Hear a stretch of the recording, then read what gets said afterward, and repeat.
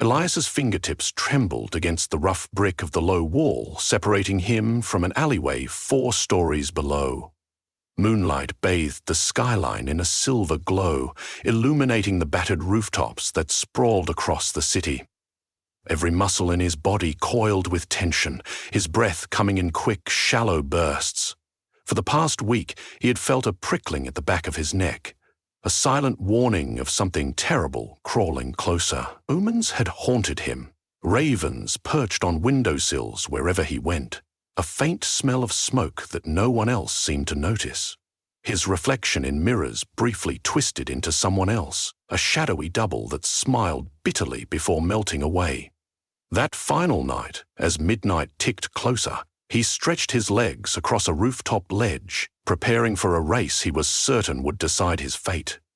An older woman, rumored to be a mystic of some obscure tradition, had cornered him 2 days before. Clea was her name, and her presence was as unsettling as it was intriguing. She wore a tattered shawl patterned with symbols that swirled and shifted every time he blinked. She had reached out, her fingertips brushing his forehead with surprising gentleness. "Before first light touches the horizon," she'd said, in a voice as cold as a nighttime breeze, "your curse must be broken.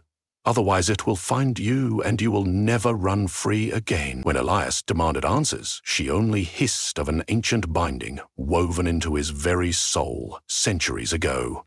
After cryptic instructions and a scolding that turned his palms clammy, she vanished back into the crowd, but her voice lingered, repeating the warning in his ears, "Find the final seal before dawn." That would have been the end of it if Elias hadn't already witnessed glimpses of his curse. He'd run across a vacant lot near the abandoned station and felt an icy chain coil around his ankle, nearly tripping him. No one else saw it, but the sensation was too real to ignore. Another time, he'd glimpsed a robed figure following him from a distance. The figure produced a ragged whisper that filled his mind, warning him that his time was almost up. Paranoia gripped him. His runs became desperate sprints between distant rooftops, as though outrunning the very air around him. At every turn there came the caw of ravens, the hiss of wind carrying incomprehensible words, and, worst of all, a gnawing feeling in his gut that everything he had once known was built on illusions. Now, perched on the edge of the midnight city, he steeled himself for the final heart-pounding race to break the curse for good. He leaped across a 3-foot gap, landing lightly on the rooftop opposite. Loose shingles clattered beneath his boots as he rushed forward. The city below was quiet, too quiet. Window after window stared back at him with dull yellow light or absolute darkness. No one to witness his frantic endeavor, nobody to ask him why.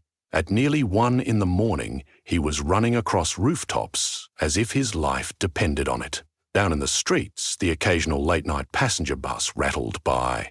But if he listened between the hum of traffic and the distant clang of garbage bins, he could still hear an otherworldly whisper. Each rooftop he crossed brought him mere inches closer to the center of the city, where an ancient tower soared above the modern skyline. An architectural relic that had no place in the steel and glass jungle. According to Clea, that tower was where the final seal lay hidden. He passed a nest of satellite dishes, hopped over ventilation pipes, and darted around labyrinthine AC units. Small leaps became wide, desperate bounds.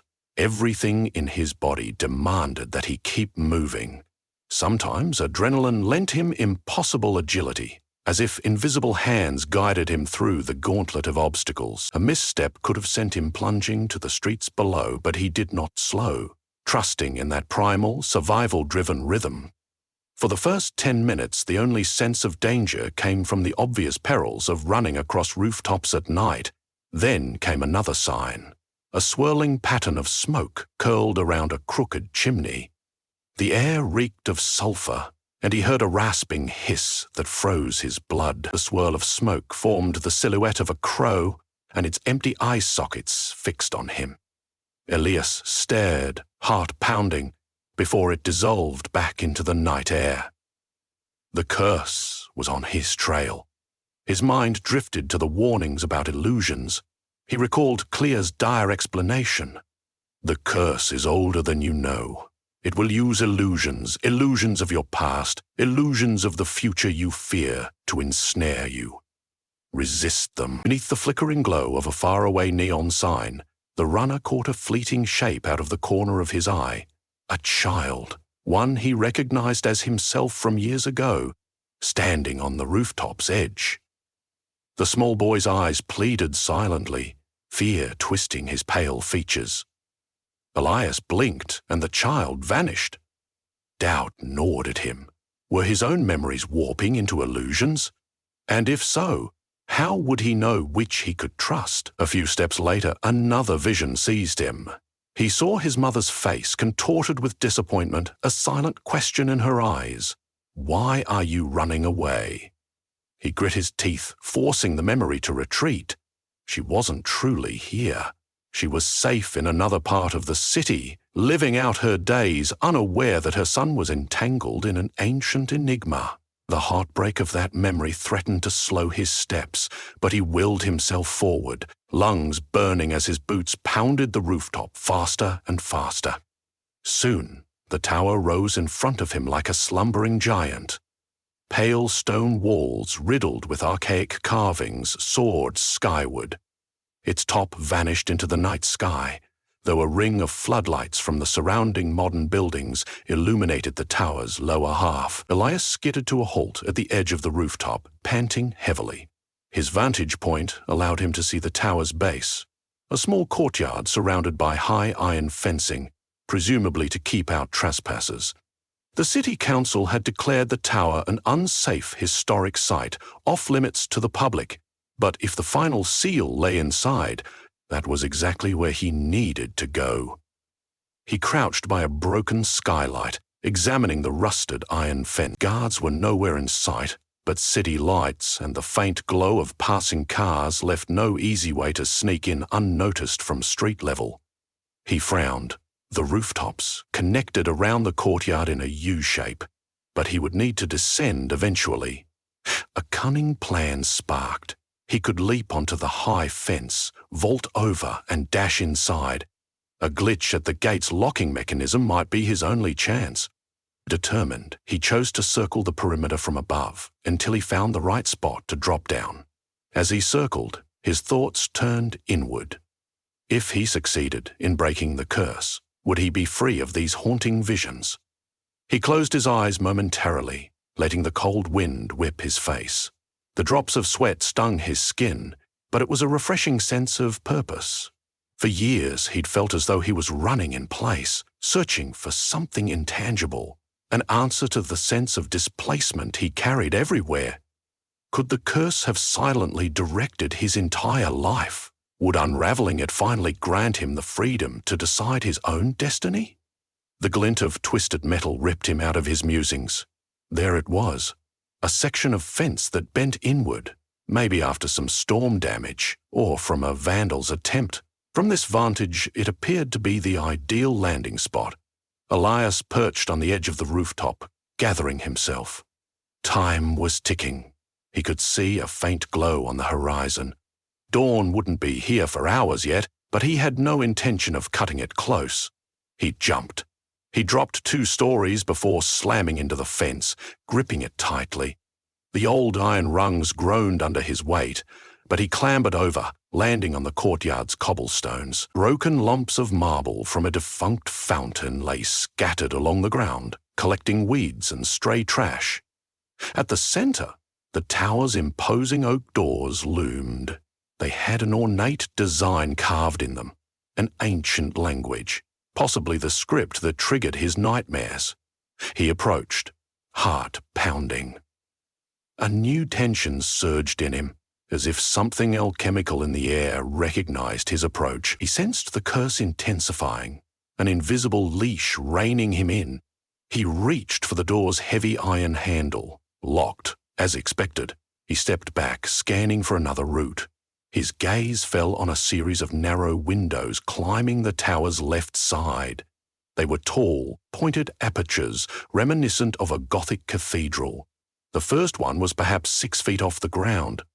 Elias tested it. Despite its age, the window was shatterproof glass installed decades ago, but the frame. relatively flimsy. With a grunt, he pried at the ancient mortar.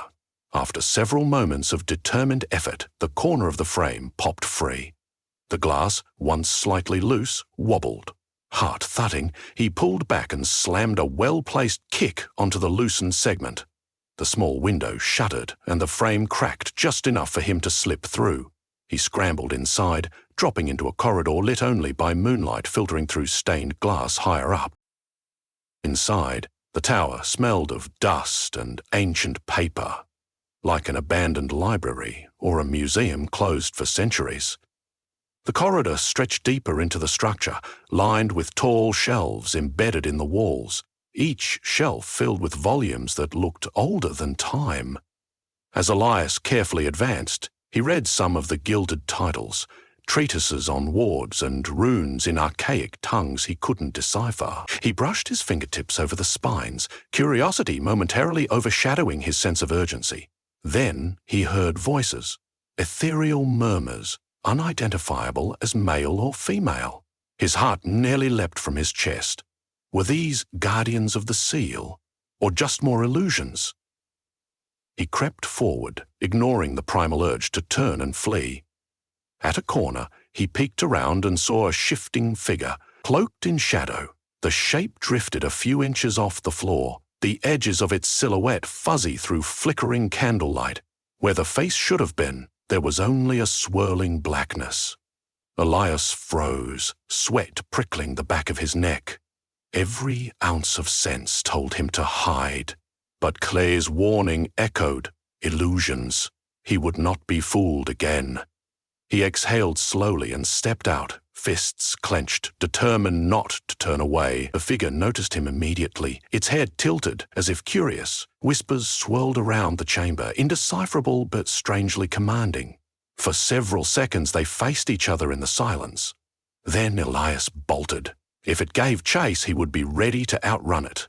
But the figure merely stood there, staring. He sprinted down corridors, searching for a staircase. Across rooms filled with dust-smeared windows, up flights of creaking steps that circled the interior walls. The gloom pressed against him, lit only by random patches of moonlight or the faint glow of the city entering through cracks in the walls. Eventually, he found the central staircase, a broad spiral that wrapped around a massive stone pillar. It was dotted with carvings so old their details had softened into lumps. Curved runes formed patterns along the time-worn railing. According to Clear, the final seal resided up top, a hidden chamber, overshadowed by a labyrinth of illusions. Every step he took up the winding path echoed with a hollow thump that resembled a heartbeat. A faint chanting came from somewhere, or maybe it was his own pulse deafening him. Halfway up, he stumbled upon a massive door carved from dark wood. Black iron basings, sculpted into serpents, accented its edges. At the center was an emblem, a raven in flight, wings outstretched in a half-spiral. Elias recognized it all too well from his vision. He placed his palm on the surface, and a resonant vibration rippled beneath his hand. Fear twisted in his stomach. This was no ordinary door. The carvings pulsated with an otherworldly energy, confirming that the seal waited beyond. Summoning courage, he pressed forward. At first, the door held tight, but a sudden gust, emanating from nowhere, threw it open. Elias shielded his eyes from a burst of cold wind. The air beyond was thick with darkness. Panting, he stepped inside. Candles along the perimeter burst into flame, casting flickering shadows across the floor. The room was circular, with a domed ceiling that soared high above. Painted across that dome was a scene of ravens encircling a crescent moon, an execution of color that had miraculously held its vibrancy across centuries. A single pedestal stood in the center of the room, a stone column carved with swirling runes. Atop it lay a dagger-golden hilt, black blade. Elias edged closer, feeling the hairs on his arms stand on end. This must be the focus of the final seal. Yet something felt off. A swirl of intangible energies drifted through the chamber. He sensed eyes on him, but saw no one. Then it started. Visions blossomed around him, each a shimmering haze that resolved into distinct tableaux. He saw himself as a child, running alongside his father through the park, the laughter so real he almost believed he was back in those days. The next moment, the park shifted into a hospital corridor where a bed was rolled past. Wails of sorrow echoed. He remembered that day too vividly, the day he lost his father. Emotions overwhelmed him, heartache, regret, longing. He shut his eyes, willing the illusions to fade, but they only changed. Now he saw his mother sobbing in an empty kitchen, then friends, acquaintances, all turning their backs on him as he retreated into his solitary world of running. The illusions battered him relentlessly, each image revealing regrets and fears he'd rather forget. He felt tears welling and his grip weaken. A hiss of wind circled the pedestal, calling him forward. He opened his eyes to see the golden hilt of the dagger glowing. If the illusions were anchored to his own doubts, only determination might sever them. He thought of Clay's words one more time, longing for a final clue. All she had said was that the final seal required sacrifice. But whose? A jolt roused him from his swirl of dread. The illusions parted like a curtain. Emerging was a tall, robed figure, face hidden by a hood.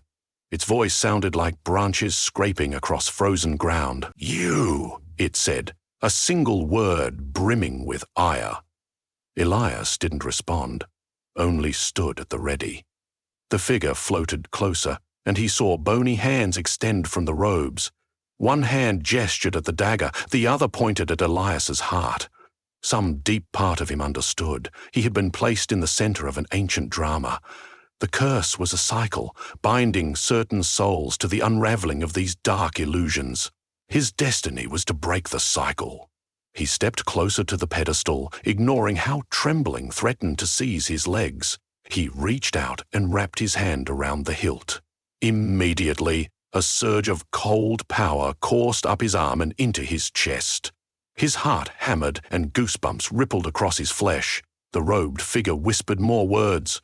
Elias felt them in his mind, churning up images. He saw a chain binding his wrists, leading him to a world of shadow. Moonlight disappeared. The illusions turned to pitch black, an eternal night from which he might never escape. He squeezed the dagger, fighting back. The impetus to resist grew stronger. He raised the black blade, uncertain what to do next. The figure lifted its arms, chanting. The ancient runes carved into the walls glowed faintly, forging a swirling barrier around them. He recalled Claire's last instruction. Don't let the illusions drag you away. Cut through them. With a single, fluid motion, Elias slashed at the surrounding darkness. The blade hissed. The swirl of illusions parted, as though torn open by an invisible hand. Pain lanced through him, a bright agony that stole his breath. But he did not release the dagger. He slashed again, the motion guided by sheer desperation. The robed figure let out something akin to a howl. The runes flickered, then died. The illusions collapsed into shards of light, like a mirror breaking into 1,000 glimmering pieces. He sank to his knees, dagger still in his clutch. The figure's hood slipped away, revealing a skull-like visage wreathed in white flames. Its empty eye sockets commanded him to remain. Elias sensed a final attack looming. He steadied his breathing. The dawn was creeping ever closer. Faint light would soon breach the tower's windows. He had to end this. Summoning all his courage, he lunged forward, dagger brandished in both hands. A flash of brilliance erupted from the blade's edge, and he drove it straight into the figure's chest. A keening wail echoed off the dome overhead. The creature's form dissolved into black wisps that soon vanished entirely. Gasping, Elias remained on his knees, dagger clattering to the floor. The room dimmed, the illusions no longer swirling the half-truths around him. A yawning silence replaced the chaotic energy of moments ago. For a few seconds, he didn't move. Then, an odd warmth spread through his chest, as if a massive weight had been lifted. The old runes across the pedestal flared one last time. then faded to nothing. With an unsteady sigh, he rose, leaving the weapon behind. He guessed the dagger had served its purpose. The final seal was broken, or so he hoped. He made his way back to the spiral staircase.